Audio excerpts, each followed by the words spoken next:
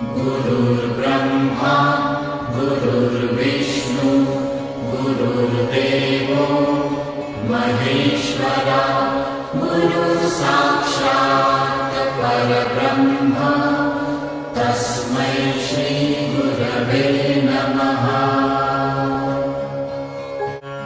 गुरुर्ब्रह्मा गुरुर्विष्णु गुरुर्देवो महेश्वरा गुरुसाक्षात्